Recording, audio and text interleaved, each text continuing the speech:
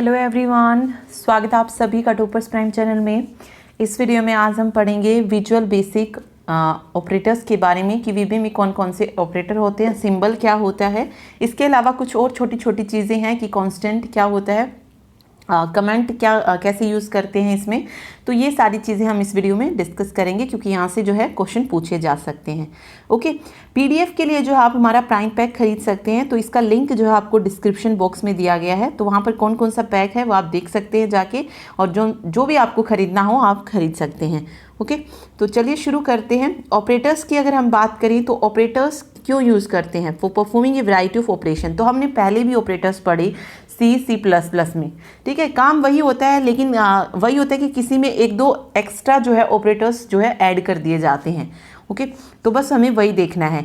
All the operators have their own specified precedence that determine which operation will be executed first. तो हर एक operator की अपनी precedence होती है। प्रीसीडेंस का मतलब पूछ सकते हैं, तो उसका मतलब क्या होता है कि कौन सा ऑपरेशन जो है, मतलब कौन सा ऑपरेटर पहले एग्जीक्यूट होगा, कौन सा ऑपरेशन पहले अप्लाई होगा, ये चीज़ जो है उसमें होती है। ठीक है, तो देखते हैं type of operator. VB support करता है फॉलोइंग टाइप ऑफ ऑपरेटर। 4 तरीके के ऑपरेटर को सपोर्ट करता है। फर्स्ट है arithmetic operator, concatenation operator, relational operator और लॉजिकल ऑपरेटर्स। तो पढ़ते हैं, देखिए अर्थमेटिक ऑपरेटर में अगर हम बात करें तो वीबी में देखिए एडिशन होता है सिंपल, जैसे हम ऐड करते हैं 10 + 6 16 आ गया। सब्ट्रैक्शन होता है 10 - 6 4 आ गया। मल्टीप्लीकेशन होता है 60 हो गया। इसको बोलते हैं डिवीज़न। डिवीज़न में क्या होगा, जो हमारी डेसिमल वैल्यू होगी वो आएगी पूरी कंप्लीट। ठीक है, डेसिमल वैल्यू जो है वो पूरी कंप्लीट आएगी। एक्सपोनेंशिएशन भी होता है इसमें होती है पावर, यानी कि 2 एक्सपोनेंशियल का साइन है और 3, इसका मतलब है 2⁻³ मीन्स 8। एक इसमें इंटीजर डिवीज़न होता है। हमने डिवीज़न पढ़ा जिसमें जो है हम क्या लेते हैं, जो डेसिमल वैल्यू होती है वो आती है इसमें, ठीक है, फ्लोट वैल्यू आप बोल सकते हैं। और इंटीजर डिवीज़न में क्या होगा, जो इंटीजर वैल्यू होगी सिर्फ वो आएगी, डेसिमल के बाद का उसमें नहीं आएगा। तो यहाँ पे आप अगर देखें ये 4 दूनी 8 और ये 2.5 आ रहा है, लेकिन हम यहाँ पे क्या लेंगे, इंटीजर डिवीज़न में सिर्फ 2 को ही जो है हम आंसर मानेंगे। मोड क्या होता है, मोड रिमाइंडर के लिए यूज़ किया जाता है। तो ये 7 मोड, तो इसमें देखिए मोड यूज़ किया जाता है, ना कि इस तरीके से। ठीक है, तो मोड लिखते हैं इसमें 7 मोड 5, तो आंसर हमें रिमाइंडर मिल जाएगा 2। ठीक, फिर बात आती कंकैटिनेशन ऑपरेटर। कंकैटिनेशन ऑपरेटर क्या होता है, जहाँ पे हम 2 स्ट्रिंग को कंबाइन करते हैं एक मैसेज को शो करने के लिए। जब हम 2 स्ट्रिंग को कंबाइन करते हैं वो उसके लिए हम कंकैटिनेशन ऑपरेटर का यूज करते हैं। तो देखिए, many times you may need to combine 2 text string to display a message. The process of combining 2 text string into 1 is called string concatenation and the operator that are used to perform string concatenation are। तो देखिए ये important है, यहाँ पे पूछ सकते हैं कि string concatenation परफॉर्म करने के लिए हम किस ऑपरेटर का यूज करते हैं, तो वो होता है एम्परसेंड एंड प्लस ऑपरेटर। तो ये दोनों यहाँ पे बहुत इंपॉर्टेंट है। देखिए किस तरीके से यूज किया है इन्होंने। हमने डिम लगाया string 1 string 2 एज string 1 में डाला सीमांक और एम्परसेंड गोयल, फिर सीमांक प्लस गोयल। तो after execution of the preceding line of code, first वाला भी ऐसे कैसे आएगा, शिवांक गोयल। ठीक है, string 1 and string 2 will store the value Shivank Goyal. तो कोई भी ऑपरेटर हम इसमें यूज कर सकते हैं, या तो एम्परसेंड या प्लस ऑपरेटर का। ठीक है, एम्परसेंड करेंगे तब भी क्या करेगा, इन दोनों स्ट्रिंग को ये जोड़कर बताएगा। ठीक, चलिए अब बात करते हैं रिलेशनल ऑपरेटर की। रिलेशनल ऑपरेटर हम यूज़ करते हैं कंपैरिजन के लिए, जब हमें 2 एक्सप्रेशन को कंपेयर करना होता है। ठीक है, तो रिलेशनल ऑपरेटर रिजल्ट है बुलियन वैल्यू। रिलेशनल ऑपरेशन में जो रिजल्ट आता है वो बुलियन वैल्यू होती है। बुलियन वैल्यू क्या होती है, ट्रू और फॉल्स। जैसे इक्वल टू मैंने लगाया 84 = 42, फॉल्स है। 34 = 34, ट्रू है। तो बुलियन वैल्यूज जो है यहाँ पे आंसर आ रही हैं। एक नॉट इक्वल टू का साइन देख लीजिए, इंपॉर्टेंट है। नॉट इक्वल टू का साइन ये होगा, यहाँ पे इक्वल टू का ये होगा। फिर लेस देन है, ग्रेटर देन है, लेस देन इक्वल टू और ग्रेटर देन इक्वल टू। तो यहाँ पर जो रिलेशनल ऑपरेटर है उसमें वैल्यू किस में रहती है, बुलियन में, यानी कि ट्रू और फॉल्स में ही रहती है।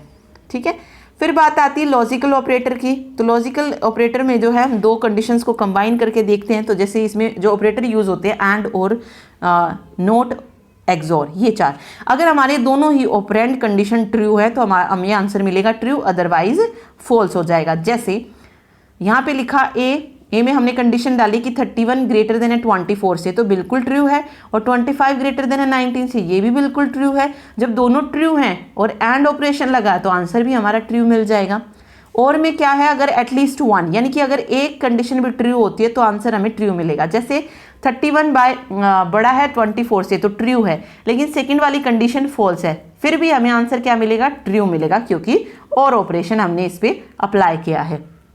ठीक, चलिए नोट में क्या होता है, निगेट्स द रिजल्ट, यानी कि अगर आपका आंसर ट्रू आ रहा है तो ये फॉल्स कर देगा, अगर फॉल्स है तो आंसर को ट्रू कर देगा। जैसे 40 ग्रेटर है 50 से, क्या है, फॉल्स है, लेकिन आंसर हमें क्या मिल जाएगा, ट्रू मिल जाएगा। ठीक है, एक्सोर में देखिए, return true if one operand condition is true and other is false, if it return false if both operand condition are true और फॉल्स साइमल्टेनियसली। तो इसमें एक का ही ट्रू होना जरूरी है। ठीक है, अगर दोनों ही ट्रू हैं चाहे दोनों ही फॉल्स हैं तो भी आंसर हमें क्या मिलेगा, फॉल्स ही मिलेगा।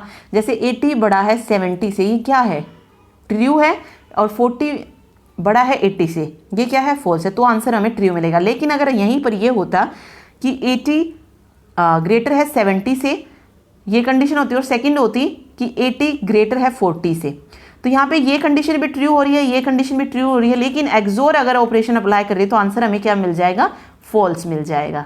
ठीक है, तो ये चीज़ इसमें याद रखिए। बाकी हमने ये लॉजिक गेट में पढ़ाई है तो सेम ही चलता है इनमें। ओके, आगे देखिए, एबीबी स्टेटमेंट में है more than one operators in it. ठीक है, किसी स्टेटमेंट में जो है एक से ज़्यादा ऑपरेटर हम यूज़ कर सकते हैं, तो इन केसेस में जो है वीबी इवेलुएट करता है एक्सप्रेशन को depending upon the precedence of the operator. ठीक है, द ऑपरेटर प्रेसिडेंस दिखाई गई है कि कौन से ऑपरेटर की प्रेसिडेंस कितनी हाई होती है। अगर सबसे हाईएस्ट प्रेसिडेंस ऑपरेटर देखा जाए तो वो कौन सा होता है, एक्सपोनेंशिएशन होता है, और लोवेस्ट अगर देखा जाए तो लॉजिकल ऑपरेटर्स होते हैं। ठीक है, एक्सपोनेंशिएशन के बाद अनरी माइनस है, मल्टीप्लिकेशन डिवीजन है, इंटीजर डिवीजन है, रिमाइंडर है, addition subtraction, concatenation and comparison operators. Okay, तो ये याद रखिए, हाई टू लो या लो टू हाई, जैसे याद रखना है रख लीजिए। चलिए, ऑपरेटर्स हो गया। अब बात आती कमेंट स्टेटमेंट की। तो सी में हमने कमेंट डालना सीखा, C++ में सीखा, ऐसे ही वीबी में भी कमेंट स्टेटमेंट डालते हैं। अब उसके लिए क्या यूज़ करते हैं ये पढ़ते हैं। देखिए, the statement that are use to explain your code to other programmers और even to yourself are called comment statement. Comment statement क्या होती हैं, सिर्फ एक्सप्लेन करने के लिए कि उस प्रोग्राम में क्या हो रहा है, वो प्रोग्राम का हिस्सा नहीं होती है, सिर्फ जो प्रोग्राम को देख रहा है उसको एक चीज़ समझ में आए कि किस चीज़ का प्रोग्राम वो बनाया गया है, उसको जो है समझाने के लिए हम कमेंट स्टेटमेंट डालते हैं। ये ना तो कंपाइल होती है और ना ही प्रोसेस्ड होती है वीबी के द्वारा। दो मेथड होते हैं to declare a statement as comment. VB में कमेंट को डिक्लेयर करने के लिए दो मेथड हम यूज़ करते हैं। एक रेम स्टेटमेंट, यानी कि हम रिम लगा देंगे आगे और आगे जो भी हमें स्टेटमेंट डालनी हो। दूसरी है single quotation mark as first character of your sentence. Sentence के आगे हम क्या लगा देंगे, सिंगल जो है क्वेश्चन वो लगा देंगे कोटेशन मार्क। ओके, तो ये दो तरीके हैं। देखिए एग्जांपल देखिए, यह REM लगाया और आगे मैंने स्टेटमेंट लिखी program to find the sum of 2 number. इस तरीके से भी कर सकते हैं। दूसरा मेथड है, यहाँ पे हमने ये लगाया program to find the sum of 2 number, सिर्फ आगे जो है ये आएगा कोटेशन। ठीक है,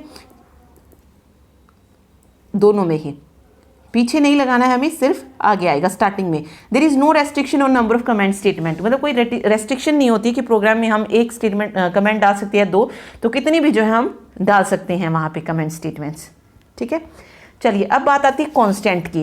कांस्टेंट क्या होती है, कांस्टेंट ऐसी वैल्यूज़ होती है जिनको हम चेंज नहीं कर पाते। जब हम प्रोग्राम को एग्जीक्यूट करते हैं, रन करवाते हैं, जब हम किसी वैल्यू को चेंज ना कर पाए, वो क्या कहलाते हैं, कांस्टेंट कहलाते हैं। A constant is a meaningful name that takes place of a number of string that does not change.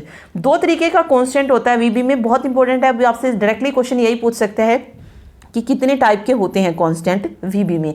तो दो टाइप का होता है, एक नेम्ड होता है कांस्टेंट और दूसरा होता है इंट्रिंसिक कांस्टेंट। नेम्ड कांस्टेंट अगर हम देखें 2 टाइप्स होते हैं। ठीक है, नेम्ड कांस्टेंट है सबसे पहले, the constant that are defined by the user are known as named constant. जो जिस कांस्टेंट को डिफाइन कर रहा है यूजर, उसे हम क्या बोलते हैं, नेम्ड कांस्टेंट बोलते हैं। ठीक है, और नेम्ड या यूजर डिफाइंड या सिंबॉलिक, देखिए तीनों नाम याद रखिए। नेम्ड यूजर डिफाइन कर रहा है तो यूजर डिफाइन कांस्टेंट भी कह सकते हैं और सिंबॉलिक कांस्टेंट भी कह सकते हैं। इसको डिक्लेयर किया जाता है यूजिंग कॉन्स्ट स्टेटमेंट। ये याद रखिए, यूजिंग कॉन्स्ट स्टेटमेंट। देखिए सिंटेक्स क्या है, डिक्लेयरिंग ए कांस्टेंट, कॉन्स्ट फिर कांस्टेंट का नेम, उसका जो भी टाइप है, एंड देन एक्सप्रेशन। ठीक है, तो कांस्टेंट नेम क्या होना चाहिए, should be a valid name. As a type क्या है, इज द डाटा टाइप, मतलब किस डाटा टाइप का हम ले रहे हैं। एक्सप्रेशन इज द न्यूमेरिक और string value that has to be assign to the constant. ठीक है, तो बस इसमें क्या रखना आपको, इसका जो सिंटैक्स है इसको याद रखना है, ये पूछा जा सकता है। ओके, चलिए यहाँ पे एक एग्जांपल दिया गया है कॉन्स्ट P1। तो देखिए यहाँ पे हमने सबसे पहले लिखा कॉन्स्ट, कांस्टेंट का नेम हमने लिख लिया PI और इसमें वैल्यू डाल दी। तो PI क्या है, एक कांस्टेंट है जिसकी वैल्यू कितनी है, 3.1415926 है। ठीक है,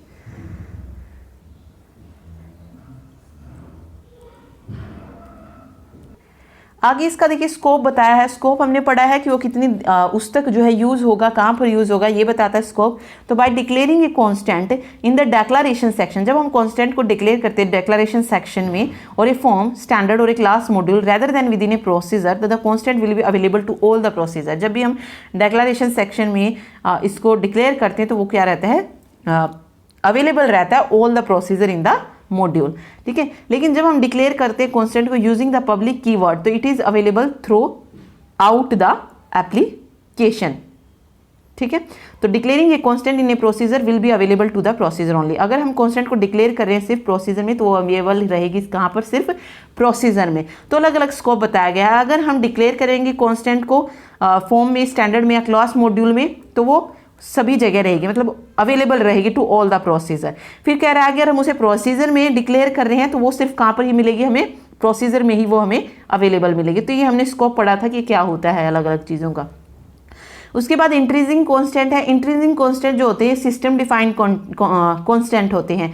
several set of intrinsic constant are stored in library files and available for use in your visual basic. तो पहले वाले हमने जो पढ़े कांस्टेंट वाले, वो कौन से होते हैं, यूजर डिफाइंड होते हैं। ये क्या होते हैं, सिस्टम डिफाइंड होते हैं। तो सम एग्जांपल्स दिए गए हैं, VB ब्लू है, VB रेड है, VB येलो है, VB green, VB white, VB okay only, VB question, VB information, VB exclamation और VB क्रिटिकल। ठीक है, intrinsic constant uses a 2 character prefix to indicate the source, such as VB for Visual Basic or DB for Data Access Objects. The constant that you define for yourself are called named constant, और constant that are built into Visual Basic are called इंट्रीजिंग constant. जो हम खुद से define करते हैं वो named हो जाते हैं, यानी कि यूजर डिफाइंड हो जाते हैं, और जो VB के द्वारा डिफाइन किए जाते हैं वो इंट्रीजिंग या सिस्टम डिफाइंड कॉन्स्टेंट होते हैं। ठीक है, तो ये था छोटा सा टॉपिक, ऑपरेटर्स, कांस्टेंट क्या होते हैं और कमेंट स्टेटमेंट क्या होती हैं। आगे जो हम पढ़ेंगे VB में वो होंगी इसकी कंट्रोल स्टेटमेंट।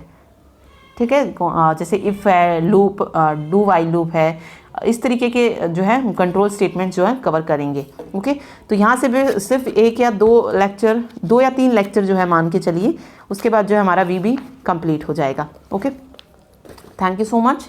वीडियो अच्छी लगे तो लाइक कीजिएगा, शेयर ज़रूर करें। Thank you.